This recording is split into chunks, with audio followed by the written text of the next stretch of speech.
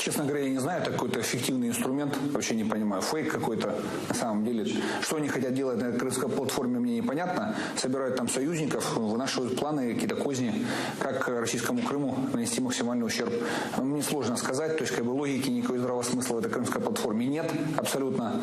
Наверное, это просто создавать информационный фон, ну, показывать жителям Украины, что они якобы что-то делают для того, чтобы там что-то вернуть назад. Хотя никаких способов, ни шансов у них нет, я вообще не понимаю, для чего этот процесс организован, сложно сказать. Наверное, американцы приказали, ну и украинские деятели пошли исполнять. А как вы думаете, вот он верит в то, что сам говорит? Ну, во-первых, я думаю, что он человек неграмотный, и мы его по Крыму все знаем, как бы, и даже в бандитском сообществе он был всего-навсего собирателем мзды с бабушек, торговавших семечками, сигаретами и так далее. Ничего более серьезного даже в бандитском мире ему не поручали. И поэтому он действительно не понимает, о чем идет речь, он не понимает значение этих слов, само значение слова «платформа» он не понимает и так далее. Он не понимает, что на самом деле Крымская платформа — это была мини-ООН, приехавшая в Украину с таким большим количеством людей, представляющих разные страны, более 40, а за спиной еще стояли всякие другие посольские службы и так далее. Даже стилистически это было похоже. Да, да. И во-вторых, он на самом деле им в этом выступлении движет только один мотив – страх. Он вот что-то чувствует, что какую-то беду это к нему приближает, к нему, ко всему его окружению, к его хозяевам московским, которые поставили его на эту должность и так долго терпят и так далее. И крах этой политики в отношении Крыма как бы сформулирован на Крымской платформе. А теперь работа за тем, чтобы это не осталось словами. Еще из пропагандистских российских нарративов о том, что, ну вот, посмотрите, кто приехал. Хоть и 46, звучит вроде так солидно, представителей стран и организаций, но не было президентов Франции, не было ни премьера Германии, ни Британии, ни канцлера Германии. США прислали министра энергетики. Ну, в общем, ну так себе собрались. Вот давайте вот попробуем разобраться в этом. Нет, это ложное толкование, потому что что сопровождало подготовку и проведение Крымской платформы? Ну, например, одних встреч только с Ангелой Меркель у Украины в этот период было 2. И причем вторая возникла уже непосредственно перед Крымской платформой, когда вдруг уже по инициативе госпожи Ангелы Меркель этот визит состоялся. Ей нужно было кое-что договорить. Она хотела, как бы, непроговоренное ей намерение добиться, чтобы, например, договор по использованию украинской газовой трубы был сохранен, и она, приехав, об этом говорила. Другое дело, что некоторые выражают сомнения, насколько это серьезно, но то, что она предприняла для этого отдельную поездку, при этом перед этим съездив к Путину в Москву, а потом совершив поездку к нам в Киев, это говорит о том, что она хотела быть правильно услышанной, по крайней мере, и она артикулировала вот эти положения.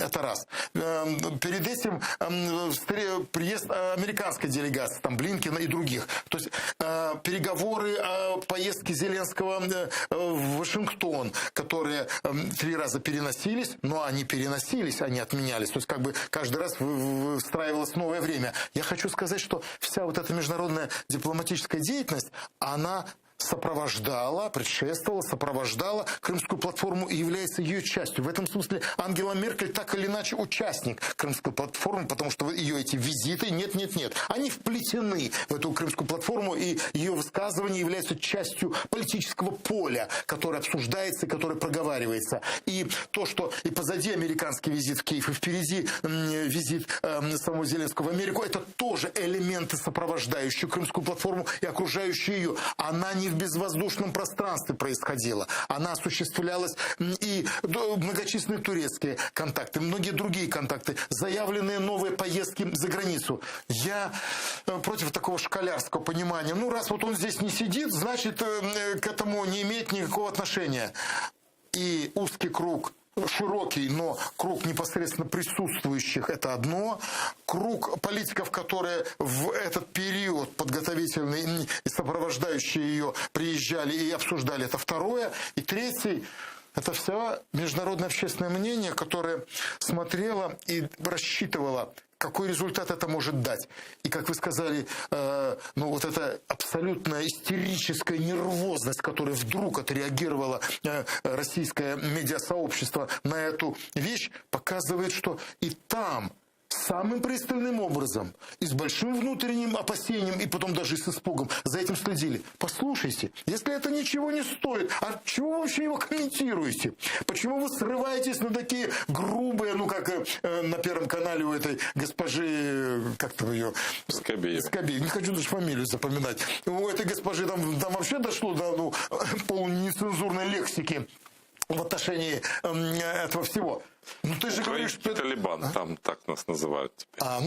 Ради бога, а они должны так называть. Им надо хоть как-то оправдать то, что они год целый общались с Талибаном, с организацией, которая у них запрещена. Теперь они пытаются отмыть это, применив к Украине, еще к чему-то, размазать значение этого слова. Ничего из этого не получится. И с Талибаном у них своя будет проблема с Центральной Азией и все остальное. Это отдельный разговор. Но Крымская платформа не была в безвоздушном пространстве, она была в центре большого политического процесса. Это тут то Турции надо говорить, тут надо об Азербайджане. Говорят, Азербайджан не приехал. Азербайджан своей этой краткой и успешной войной и помощью военной, теперь уже оказываемой Украине, и турецкой помощи с беспилотниками и всем остальным, он присутствовал незримо в этом зале и во всех этих разговорах, когда говорят, как освобождать Крым. Один из элементов у всех это или хорватский опыт, или азербайджанский опыт. Поэтому, на самом деле, в такой тугой узел все это завязано, что его никто не может игнорировать. Насмешками и ругательствами те, которые так отметили это событие, они тоже реагируют. Вы говорите о вторых смыслах, о том, что определенные действия могут говорить о поддержке. Давайте поговорим все-таки действительно о вторых смыслах и о символике, которая важна в дипломатии. И на том же примере Меркель. Как она съездила в Москву, где она 2 раза сказала «мой дорогой Володя», да. И сделала реверанс, реверанс Лаврову, встав, при том, что по этикету она могла этого как женщина не делать. И достаточно холодный визит в Киев. Если именно об этом сказать, то я полагаю, я когда вижу ее на экранах в последний этот период, я думаю, что у нее очень тяжелое внутреннее состояние. Я боюсь, что отчасти она, наверное, испытывает ощущение краха своей политической деятельности, потому что в итоге отстаиваемый ею «Северный поток-2», и она американцев убедила на этом этапе ее поддержать, попытки так или иначе выгораживать своего друга Вальдемара, при этом она же знает, что он отравил Навального. Она же забрала его в берлинскую клинику. Они же его спасали, она все эти медицинские, по крайней мере, показания. Но это фактически Германия доказала, что это отравление. И после этого то, что она опять как будто этого нет, разговаривает и пытается заступаться за Навального, а ей категорически отказывают, и она не может в ответ также категорически потребовать, иначе мы это не будем идти навстречу в этих вопросах к вам. По большому счету, как говорят про уходящих политиков, хромая утка. Я боюсь, что госпожа Меркель, дважды хромая утка на все ноги. И кроме того, все более ухудшающаяся статистика и опросы по поводу выборов, которые показывают реальное падение, медленное, но устойчивое. Я думаю, что она в каком-то смысле осознает, что финал ее политической деятельности очень и очень неуспешен. С нами на связи Марк Фейгин, правозащитник и публицист. Я приветствую вас, Марк. Рад приветствовать, Роман. Мы уже начали разговор о Меркель, обсуждаем ее визит и говорим тоже о таких дипломатических нюансах, скажем так, как это выглядело со стороны, да? Когда в Москве она делала реверансы Лаврову и достаточно такой холодный визит в Киев. Почему Почему так? Почему это происходит? При том, что, как вот сказал Владимир Павлович, она доказала, и Германия доказала, что Навального отравил Путин. Она очень жестко боролась как раз за, ну, скажем так, европейские ценности против Путина в этом вопросе. И тут вот такие реверансы. Как вы думаете, почему? Ну, вообще у нас в России, знаете, такой расхожий тезис, говорят, испортить некролог. В самом конце так мелко зачастить, это тоже странно, да, потому что, нет, все уместны допущения, и то, что у нее какие-то особые отношения с Путиным, или в конце своей каденции она, 16-летней, вообще говоря, практически, да, решила все-таки как-то сохранить отношения с таким политиком, как Путин, учитывая, что у этого могут быть свои преференции, скажем так, да. Любые возглавить после Шрёдера и «Газпром»? Ну, а, понимаете, не было бы Шрёдера, то, честно говоря, не о чем было бы и говорить. Все-таки сам факт шредеризации вот этого, да, ведь это же не единственный Шрёдер. У нас есть пример Фиона, бывшего премьер-министра Франции, да, он работает сейчас в Зарубежнефти, член совета директоров. У нас есть Кнайсель, министр иностранных дел Австрии, который тоже стал членом совета директоров одной из энергетических российских компаний, госмонополий. То есть, ну, просто, понимаете, странно говорить, ну, почему вы так думаете о Меркель? Ну, потому что мы видели другие примеры. Но я еще раз повторяю, здесь может быть все несколько даже более глубоко, потому что ей не обязательно идти такому масштабу политику, обязательно в «Газпром» или «Роснефть». Она может возглавить какую-нибудь торгово-промышленную палату Германии, формально не имеющую никакого отношения к Москве, но понятно, что такая должность и такая, так сказать, работа будет связана с преференциями разного рода, в том числе и от Москвы. Ну, просто она умнее, я бы сказал, чем Шрёдер. Шрёдер, он такой специфический тип, он 5 раз женат, и вообще, если посмотреть его биографию, очень странный тип, очень странный. То есть, это вот критерий количества раз? А нет, это не этот критерий, вы понимаете, там вы посмотрите на его браки, какие они были, поэтому там в этом смысле. Но суть даже не в этом, это не характеристика отдельно взятой личности. Я все-таки склонен думать, что Меркель пережала, передавила. Даже если у нее были какие-то договоренности, что она поможет продавить Киев и Вашингтон на нормандские форматы и формулу Штайнмайера. Даже если она говорила, что договаривалась, точнее, с Москвой о том, что мы все-таки Северный поток достроим, ведем в эксплуатацию. То есть она, как бы, может быть, даже наступила в чем-то на горло своей песни, потому что все последние годы она говорила совершенно обратное, особенно история с Навальным, она ярко ему тому свидетельствовала, понимаете? Но я еще раз говорю, ей же не удалось, ничего же не получилось. Вот это еще и горько, что все эти усилия, значит, и Северным потоком, эти заявления, призывы сделать формат специально для Путина 4 июля, встретиться главам ЕС, да, странам, входящих в Европейский Союз, с Путиным, это не удалось, то не удалось. И это сейчас провалилось. Почему? Неожиданно Афганистан вмешался. Америка во главе с Байденом оказалась в такой позиции, что еще и по поводу Украины, что называется, наложить в штаны, будет too much, будет слишком. Они на это не пойдут. Понимаете, поэтому продавливать какое-то там Минские соглашения в формате интерпретации Москвы, включающие в себя и формулу Штайнмайера, кластер Макрона и так далее, на это не пойдут. И поэтому потеряли они в лице Байдена инструмент для давления на Киев. И обидно, понимаете, вот столько она усилий приложила, а это ничем не кончится. Не то, что ни в одну, ни в другую сторону, а просто ничем. И они об этом периоде, последних нескольких месяцах ее работы на должности канцлера, будут вспоминать очень долго. Это не уйдет просто так. У этого всегда останутся вопросы, на которые нет хороших ответов. Крымская платформа. Как до нас доходят отголоски, как реагируют, да, там официальные заявления, иногда там появляются какие-то передачи, где просто пропагандистов разрывает. Как восприняли Крымскую платформу в России? И, возможно, есть какая-то либеральная позиция, скажем так. Вот как реагируют на платформу? Вы знаете, публично то, о чем мы говорим о протесте, об оппозиции, она раздавлена полностью. Коллективного какого-то организованного мнения там нет. Да, мы помним марши в 2014 году мира и в 2015 я принимал в них активное участие, защищал тогда в качестве адвоката украинских военнослужащих. Вот этого ничего нет. Поэтому о гражданском обществе говорить не приходится. Они не то чтобы амбивалентны, ну, неинтересно это, а просто им нет уже возможности высказать, потому что они лежат под бетонной плитой репрессий, преследований. И поэтому с этой точки зрения ждать какого-то организованной реакции, какой-то внятной реакции со стороны общества гражданского не приходится.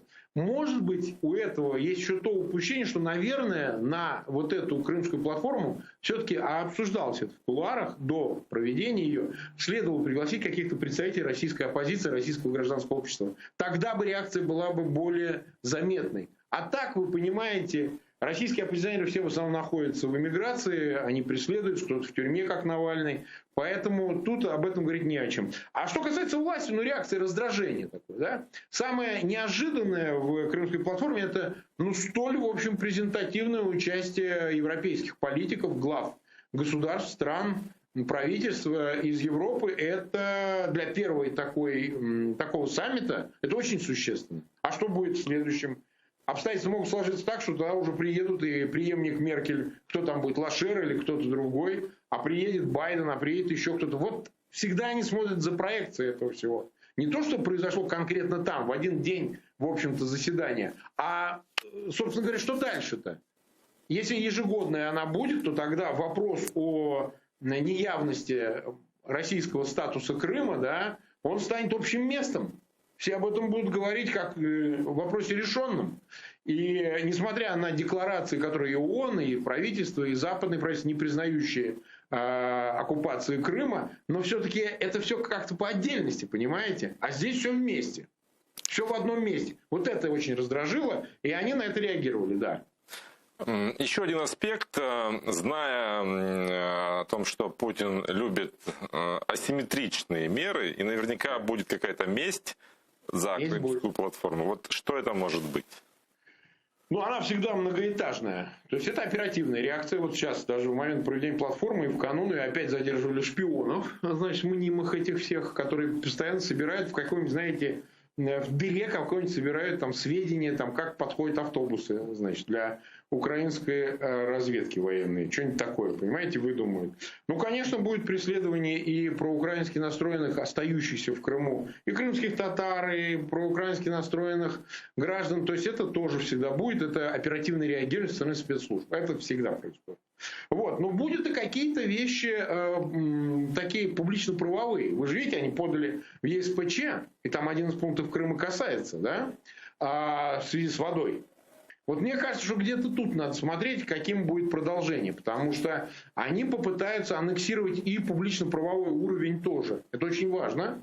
Потому что где-то вот недавно было принято решение, а что это вот Украина постоянно подает на нас в суды по всякому поводу, а мы сидим, ничего не делаем.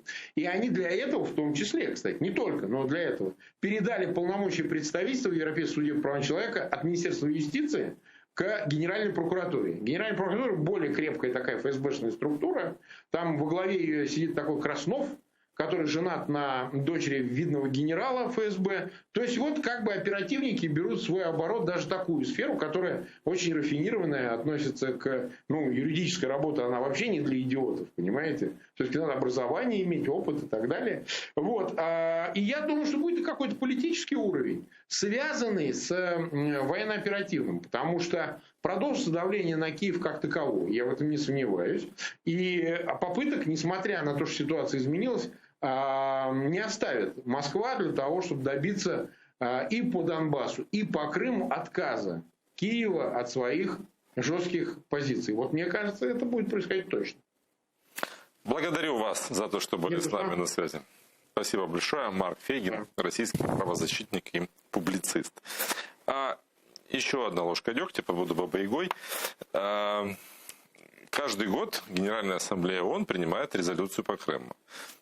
И каждый год там тоже проговаривается непризнание, проговариваются все нарушения, которые происходят на оккупированной территории.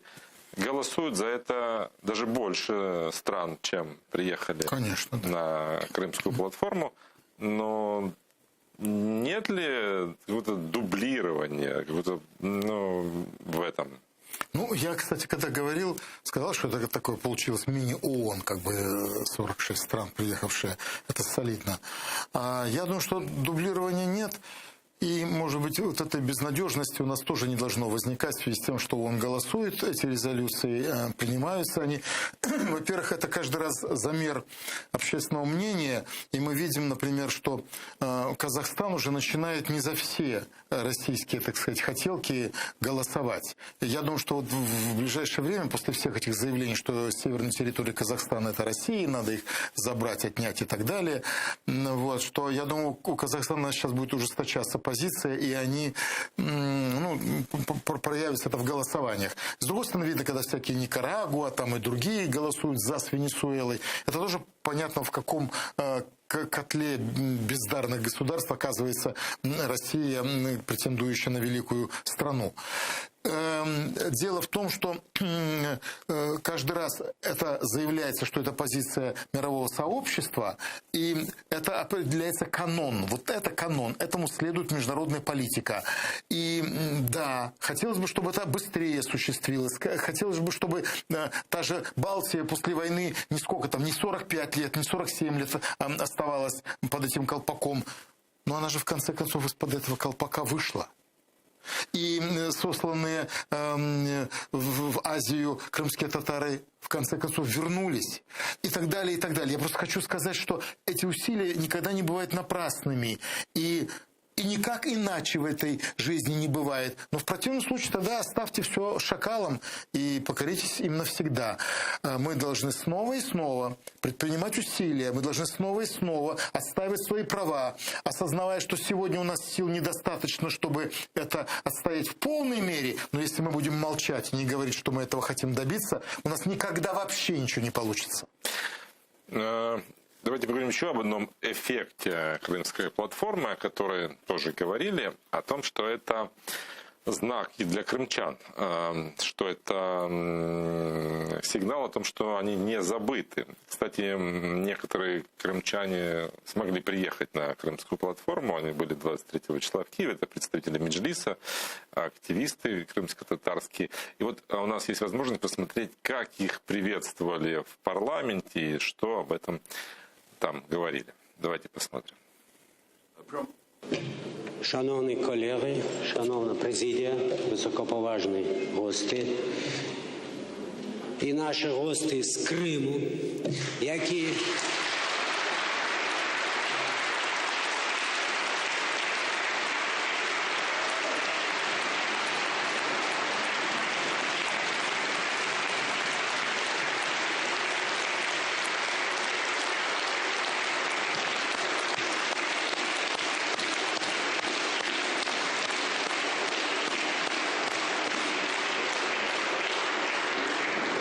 я зараз буду казати про наших ребят, про наших громадян, які приїхали вночі. Незважаючи на тиск, спробу залякання з боку ФСБ, вони приїхали, це символізм той боротьби, який демонструється в Криму нашими громадянами. І це важливо для нас. В них буде зворотній шлях. І ми, деякі з нас, знають, з чим він завершується. Цим терором і в'язними тюрмами, колоніями в Росії. Але незважаючи на це, ми будемо продовжувати боротьбу. І це основа повернення Криму до України. Це основа нашої боротьби України за Крим.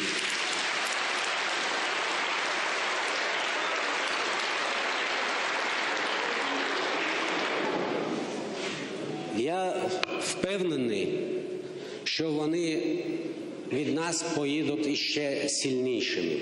Тому що ці дії, які ми робимо в парламенті, вони надихають наших громадян, вони дають віру і найголовніше надію, що Крим буде обов'язково звільнений. Слава Україні! Героям слава!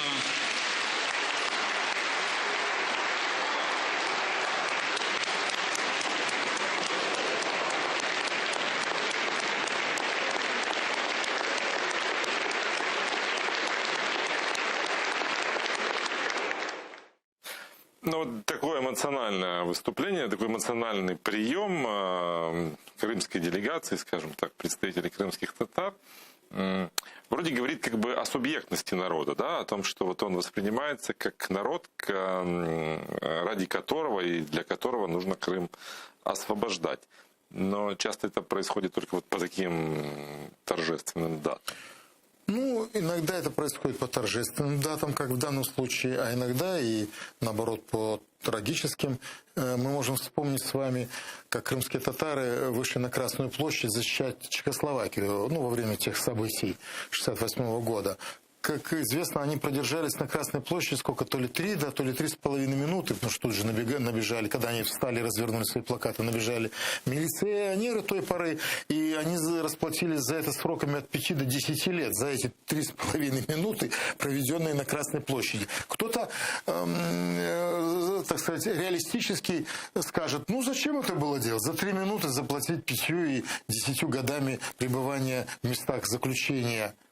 Об этом вспоминает европейская политика до сих пор.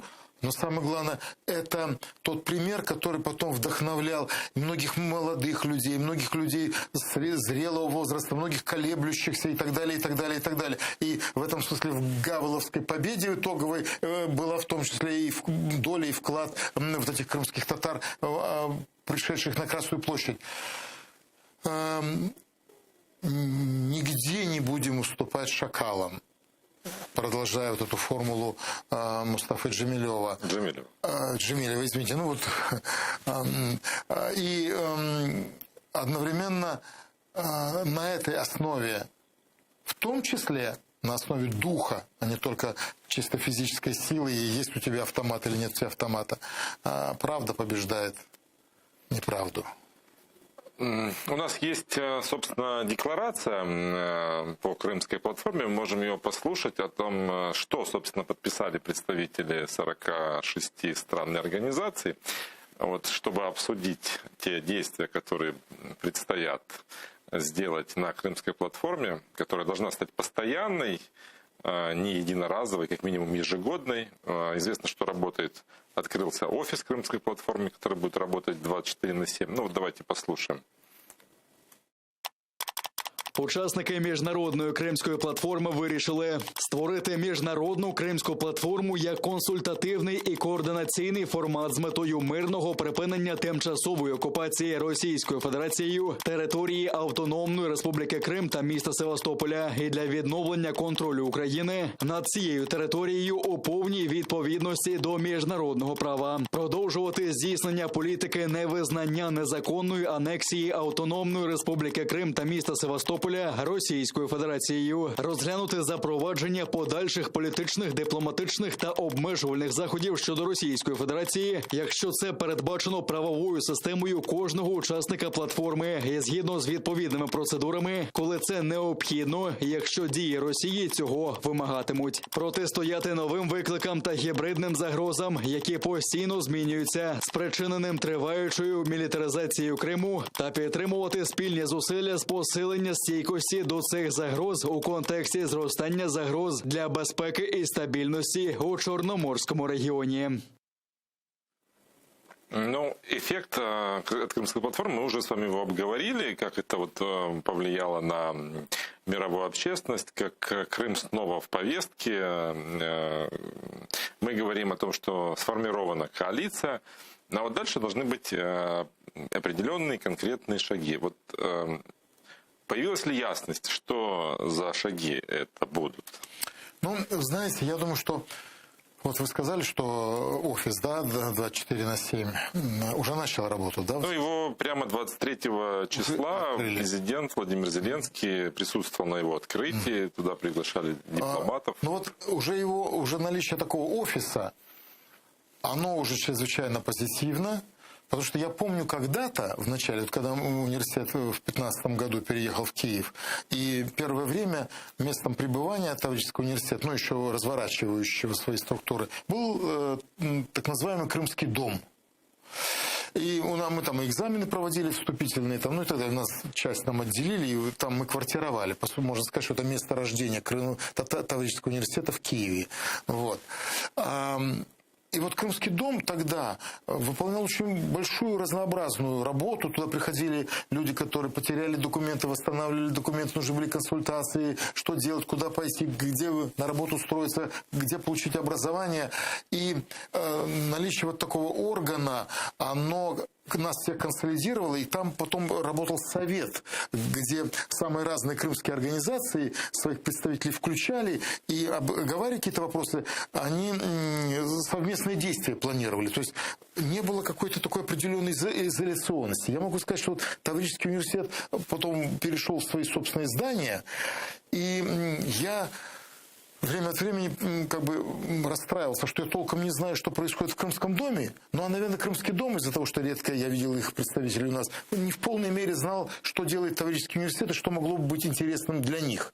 И поэтому вот появление, я надеюсь, что она будет эффективно работать, вот эта вот форма этого постоянно действующего органа от Крымской платформы, это само по себе важно, потому что много правозащитных крымских организаций, много активистов, которые это делают, много журналистских площадок, СМИ, которые это готовы освещать. А вот такого какого-то консолидационного движения, честно говоря, нет. Вот, например, эту задачу, может быть, решит этот орган. А мы начинаем осознавать, что нам нужно консолидировать усилия и свои цели. Еще один аспект. Владимир Зеленский, закрывая форум, подводя его итоги, заявил, что место для России остается за этим круглым столом Крымской платформы, и он надеется, что ее подпись там появится. Скорее всего, это уже будет в Ялте, эта подпись будет последней. Вот к вопросу о участии представителей России. Вот Марк Фейгин сказал, что можно было бы пригласить оппозицию. Но вот как вы думаете, нужно было или нет? Потому что вот если послушать высказывания некоторых, скажем так, даже либеральных журналистов, они говорят даже о какой-то перелегитимизации крымской кампании. Высказывают сомнение, что нужно подождать лет 10, а потом провести там новый честный референдум. Не получилось ли бы вот то же самое на Крымской платформе с участием российских либералов? Ну, во-первых, понятие «российский либерал» сегодня очень широкое и неоднозначное. Поэтому, в принципе, я думаю, что там могли бы быть некоторые из лидеров, но, как Фейгин сказал, по большому счету они забетонированы репрессиями. И в этом плане сегодня я даже не могу вспомнить крупную однозначно фигуру. Ну вот, условно, там, как Навальный, или там, как Немцов убитый, и другие, которые как бы однозначно воспринимались как крупные фигуры, которые... Каспаров, нет? Ну, Каспаров, или я где-то чего-то не дочитываю, но и в его деятельности тоже какая-то наступила некоторая такая тишина, да. Он раньше был автором каких-то идей новых, каких-то проектов. Сегодня, может, он уже тоже устал, потому что находится в таком как бы состоянии ожидания такое долгое время. Поэтому, конечно, характерно, что когда-то Ходорковский открывал Дом свободной России в Киеве, а потом он тихо свернулся и перестал существовать. Это не означает, что мы не должны с Россией контактировать, но я боюсь, что круг имен, из которых мы можем выбрать себе настоящего партнера, узок. И сегодня их скорее надо искать за рубежом, но не в России, там, в Израиле, там, в Европе, там, где угодно, чтобы их найти. В глубочайшем кризисе оппозиционное движение, задавленное Путиным окружением в самой России. Хотелось бы, но сегодня это довольно сложно. Вот. И с другой стороны, не думаю, что мы можем говорить о том, что только мы имеем право определять взгляд на эти вопросы. И хорошо не Россия, но целый ряд серьезных мыслителей, серьезных общественных деятелей. Можно было бы Крымскую платформу как-нибудь через полгода или там, опять же, через год собрать в лице крупных мыслителей, представляющих европейское и американское пространство, людей авторитетных, за спиной которых стоит и деятельность, и книги, и взгляды. И тогда это была бы интеллектуальная. Ну, это скорее панель, да? Панель, ну, да. Определенные панели были в тот же день, даже прошли 3-4 панели, посвященные разным аспектам российской оккупации. Да, но, может быть, нужно было более 2-3 каких-то крупных имени туда пригласить. Вот. Поэтому я думаю, что все это начинается. Кое-что мы сейчас высказали. Вот, я со своей стороны какие-то попытался сформулировать, может быть, кому-то они покажутся полезными идеи. Главное, чтобы те, которые стоят во главе сегодняшнего организационного оформления этой платформы, не дали этому всему умереть. Ну вот, чтобы понимать о том, что на самом деле это начало пути, это не будет ни завтра, ни послезавтра, очень трезво, скажем так, отрезвляюще, точнее, звучат слова Керсти Кальюлайд, президентки Эстонии, которая рассказала о наших перспективах вступления в ЕС. Вот давайте послушаем, что она сказала. Для вступу до ЄС треба виконати купу умов, а жодна з цієї трійки держав – України, Молдови, Грузії, будемо говорити відверто, не готова виконувати критерії членства. Вам знадобиться, напевно, з 20 років, поки ви дійдете до цієї готовності. Тому, можливо, справді є сенс знайти якийсь проміжний варіант, який допоможе Україні, Молдові чи Грузії співпрацювати з ЄС так, як ви прагнете. Зрештою, ваші економіки і без того зараз інтегруються з економікою Євросоюзу. Однак жодна з цих трьох країн не готова до членства. Усі три країни мають проблеми з системою правосуддя. Ми готові допомагати вам змінюватися, але роботу маєте виконувати ви, кожна з цих трьох держав. І це важка робота. Ну вот. Ну да, она даже срок сказала, что в 10 лет, 20, да, вы не будете способны.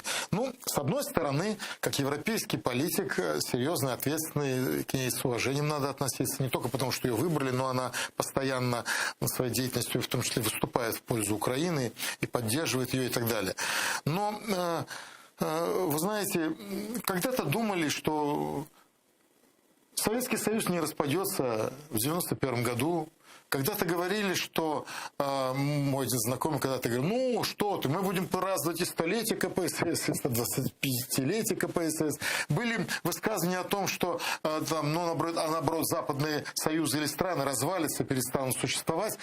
Прогнозов будет всегда и много.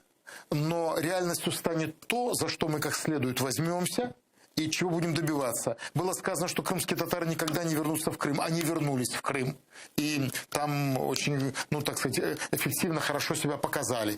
Мы не можем позволить себе ждать 20 лет. Хотя бы потому, что мы должны думать о детях и о внуках. Но то, что она говорит 20 лет, это двойка, поставленная нам на школьном уроке. Вы настолько медленно развиваетесь, вы настолько медленно меняетесь, что при таких темпах изменений и достижения результатов вам понадобится 20 лет. Ускорьте ваше движение, ускорьте ваши решения, быстрее учитесь, быстрее осваивайте, и тогда для этого понадобится 9 лет, 8 лет, 6 лет, 4 года. Она правильно делает нам жесткие замечания, чтобы мы не думали, что это манная каша с медом. Это трудный, тяжелый, кропотливый труд. И в первую очередь это упрек нашим политикам, которые возглавляют, и в этом смысле вопросы о перезагрузке парламента и других органов власти, наверное, стоят в повестке дня Украины. А с другой стороны, это жесткий стимул для всех остальных. Стимул в переводе с греческого языка – это палка. Это острая палка для погонки скота. Так вот, эти слова являются стимулом для того, чтобы нас подтолкнуть, пробудить и заставить быстрее идти к той цели, которую мы хотим достигнуть. От нас зависит, понадобится на это 4-5 лет или 20, как сказала она. У нас остается около 5 минут. Давайте поговорим о вашем детище, о Таврическом национальном и о возможности крымских абитуриентов поступить на материк. Если нашим зрителям это интересно, они могут даже позвонить к нам в студию, задать вопросы Владимиру Павловичу, потому что он может подсказать, как это сделать проще и правильно. Но давайте начнем с вашего вуза. Вот как он готов к приему крымских абитуриентов? Ну, во-первых, то, что мы готовы, показывает практика этого года. Мы превысили показатели уже по приему студентов прошлого года. И мы сейчас где-то, если у нас тогда было где-то 780, но это был тяжелый год, когда нас лишили фиксированного набора и так далее, то сейчас мы уже приближаемся к 1000, и я думаю, что чуть-чуть ее превзойдем. Это после того тяжелого года хороший показатель, обойти прошлогодние показатели и уйти вперед. Во-вторых, если вы упомянули про наших слушателей, я всем им хочу сказать, мы принимаем крымчан и детей с оккупированных территорий до начала октября, до начала жовтня. У вас впереди еще, почти 1,5 месяца, или там месяца и 12, месяц там и 10 дней. Поэтому мы вас ждем и до конца августа, мы ждем весь сентябрь, мы ждем начала октября. Пожалуйста, приезжайте и предпринимайте усилия для поступления в университет. Мы говорим вам о том, что все дети с оккупированных территорий получат, практически гарантирую это, все получат стипендию, они будут на бюджетном основе учиться, и целый ряд других проблем общежития мы предоставляем гарантированно, и так далее, и так далее. Приезжайте к нам, мы существуем для того, чтобы вы к нам ехали и поступали. Наша вступительная кампания с июня по начало октября. Ни в одном вузе такой кампании длинно нету, потому что детям в этот период трудно преодолевать границу между Украиной и Крымом, и также и Донбассом. Но вместе с тем, я думаю, что и университет, вот эти 5,5 лет отработав, сегодня понимает, что, как и вся крымская тема, которая просела, поддержка реальная Крымского университета, Таврического университета, тоже стала иногда формулой речи, а не реальным действием власти. Я имею в виду, как мы могли допустить в прошлом году тайно принятого без нас, без нашего ведома, без нашего согласования вот этой поправки в закон о высшей освите, которая оставила привилегии для получения бюджетных мест за университетами оккупированных территорий Донецка и Луганска. А что? Город Севастополь и Автономная Республика Крым перестали быть оккупированными, этого мало, еще и аннексированными Российской Федерации территориями, а решение было принято. Мы добивались в этом году до последнего дня работы парламента, были подготовлен проект о возвращении нам этого права, внесении поправок в закон о высшей освите, о том, что фиксированный набор, как и на другие вузы, на крымский вуз, распространяется, и кроме того, аккредитации мы не подлежим, пока мы находимся вне мест своего постоянного пребывания, на другой территории. Все было согласовано, и от Сергея Бабака мы слышали заверение, что все, комитет согласен, комитет готов. Выяснилось, ничего не согласовал Бабак, никакое решение он не провел, только на словах было сказано. Парламентский комитет. Да, парламентский, Верховной Рады. И мы не были внесены на рассмотрение Верховной Рады. Мы тут говорили с постоянным представником президента, почему это не было сделано. Мы говорили, в партии «Слуга народа» есть депутат, который именно за Крым отвечает. Вы знаете, они закрепили за всеми регионами, в том числе у них есть человек Качула, который отвечает за крымский регион, наверное, в лице крымчан, находящихся в том числе на материковой части Украины. Мы с началом сессии будем опять изо всех сил этот вопрос ставить. Но я надеюсь, в депутатах проснется государственная ответственность и внести изменения и целому региону оккупированному эти полномочия вернуть. 1 минута остается, буквально очень коротко. Почему крымчанам нужно ехать учиться на материк? Наверное, даже рискуя чем-то, рискуя определенной безопасностью своей. Они получают образование, которое признается во всем мире, раз.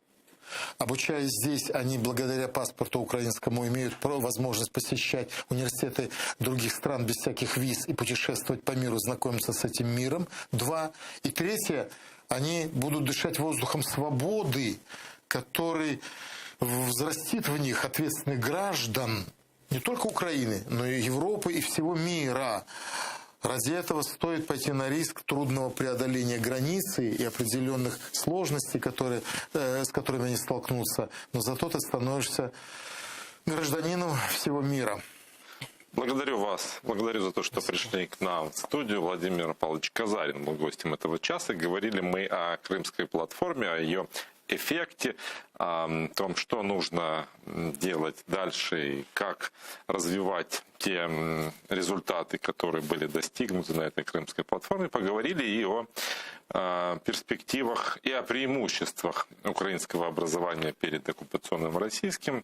Еще раз напомню, что до 20 октября у крымских абитуриентов есть возможность сделать свой выбор и приехать на материк, поступив в украинские вузы. На этом наше время подошло к концу, но не переключайте, буквально через несколько минут в эфире нашего телеканала выпуск новостей, программа «Заман».